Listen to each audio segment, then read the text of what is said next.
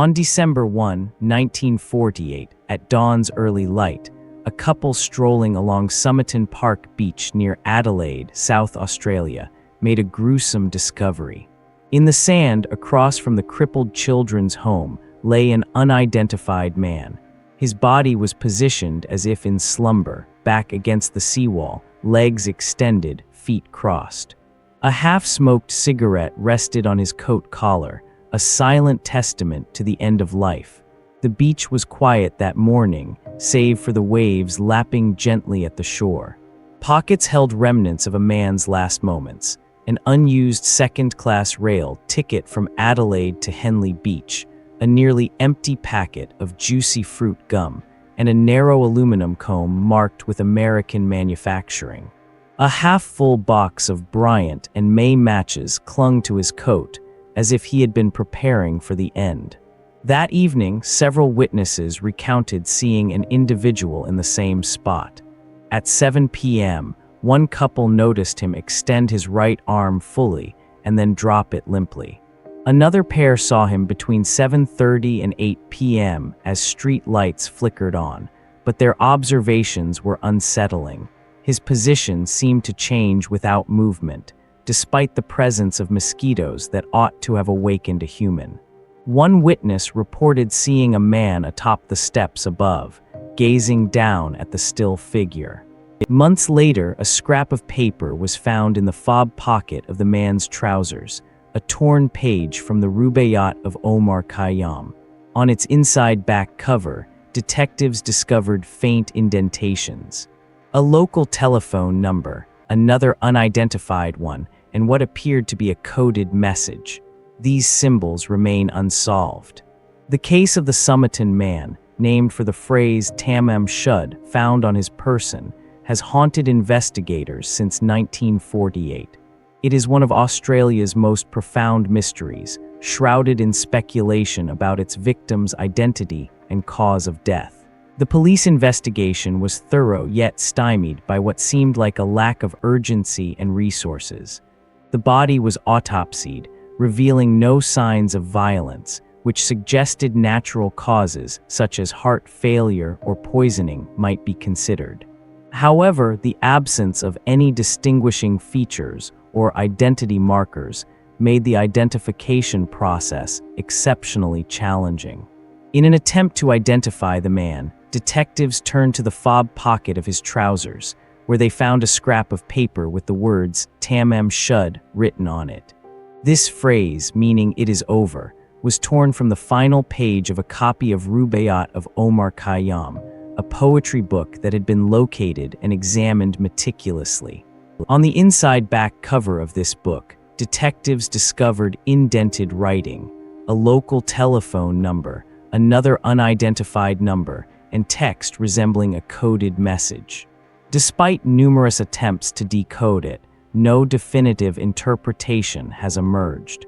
The presence of these cryptic messages only added layers of mystery to an already perplexing case. As the investigation dragged on, public interest in the Somerton man grew, fueled by theories ranging from political assassinations to mysterious deaths shrouded in secrecy. The Cold War backdrop and the coded message suggested possibilities that captivated the imagination, but provided little concrete evidence. By 2022, advancements in genetic genealogy offered a breakthrough. Professor Derek Abbott of the University of Adelaide and genealogist Colleen M. Fitzpatrick concluded the man was Carl Charles Webb, an electrical engineer and instrument maker born in 1905. However, South Australia Police and Forensic Science South Australia have not yet verified this result. Despite extensive efforts, including forensic analysis, witness interviews, and modern genetic techniques, the case remains unresolved. The key suspects remain unknown, and the cause of death and events leading up to it continue to elude authorities. The Somerton man's story is a testament to the enduring mystery that can linger in the sands of history. Theories surrounding the identity of the man known as the Somerton man have been both numerous and varied. Among the most compelling theories is that he may have been an electrical engineer named Carl Charles Webb, based on genetic genealogy evidence. However, South Australia Police and Forensic Science South Australia remain cautious and have not officially confirmed this identification. Another theory suggests a connection to espionage or intelligence activities during the early years of the Cold War. The presence of a coded message on the inside back cover of the Rubaiyat of Omar Khayyam book, coupled with the man's possession of military-related items like an Army Club cigarette packet, has fueled speculation about his involvement in covert operations. Some investigators believe the Somerton man may have been a victim of a targeted assassination using an undetectable poison. The lack of any defensive wounds on the body and the presence of a half-smoked cigarette near his head supports this hypothesis.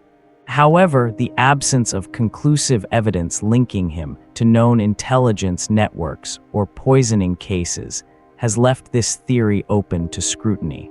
The man's attire, such as the unused rail ticket from Adelaide to Henley Beach and a partial box of Bryant and May matches, points towards him being someone who had recently traveled or was planning to travel. This, combined with his possession of an American-made comb, hints at his possible status as a foreigner or traveler. Despite these theories, the case remains unresolved due to several contradictions. The coded message on the book has not been fully deciphered, and no definitive evidence linking any suspect to the murder has emerged. The lack of conclusive DNA evidence from other sources besides the man's hair also complicates efforts to identify him definitively. In summary, while multiple theories exist, none have been conclusively proven. The Somerton man case continues to captivate the public imagination with its mystery and intrigue, leaving the true identity and circumstances of his death shrouded in enigma. The case of the Somerton man remains one of Australia's most enduring mysteries. Since his discovery on December 1, 1948, no definitive answers have emerged regarding his identity or cause of death. In July 2022, University of Adelaide professor Derek Abbott and genealogist Colleen M. Fitzpatrick concluded the unidentified man was likely Carl Charles Webb, based on genetic genealogy from DNA extracted from his hair. However, South Australia Police and Forensic Science South Australia have not yet verified this claim.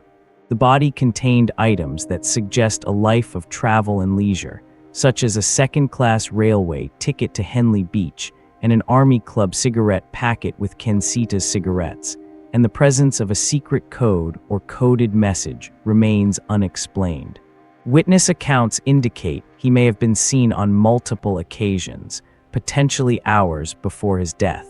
One witness reported seeing him lying motionless in the same position where his body was found months later. Despite extensive investigations and advancements in forensic science, including DNA testing, no conclusive evidence has emerged to solve this case definitively. The identity of the Somerton man and the circumstances surrounding his death remain shrouded in mystery, leaving many questions unanswered. The case of the Somerton man has left an indelible mark on Australian history and criminal investigations. Its mysterious elements, particularly the coded message, potential use of poison, and the ongoing identity of the victim, continue to captivate both authorities and the public. The mystery persists even with recent advancements in genetic genealogy, leaving many questions unanswered. Who was this man truly? What secrets does his body hold that have yet to be fully revealed? If this case gripped you, there are dozens more waiting in the criminal archive. Every week, we uncover new stories that history tried to forget. Subscribe now and never miss a case. The truth is out there, and we will find it together.